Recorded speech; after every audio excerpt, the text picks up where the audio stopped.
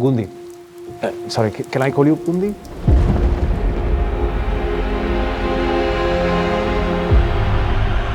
So, our coach would like to have you in his great team.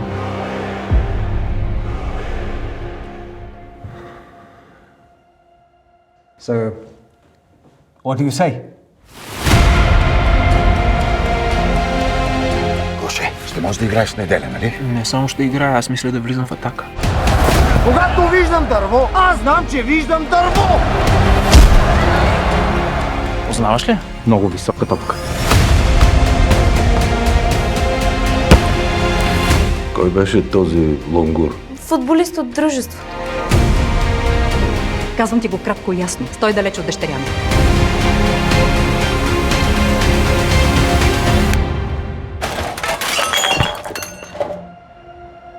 Възможно за Левски!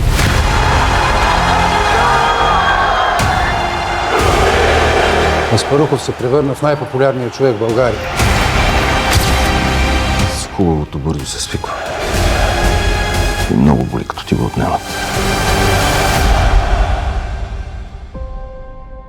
Сбъдна ми се една от двете мечти. Поканиха ме да играя в националния.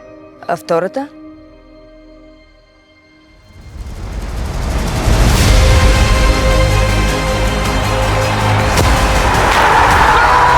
Спасете се от купи последните секунди! Жена ти няма да може да се намери работа, ако аз реша. Ти никога повече няма да играеш в футбол, ако аз реша. Не решавай. Този мач ще остане в историята за България. We can arrange you in Italian citizenship. Оставих семейството си заради теб. Някога 60 000 души викали ли са името ви?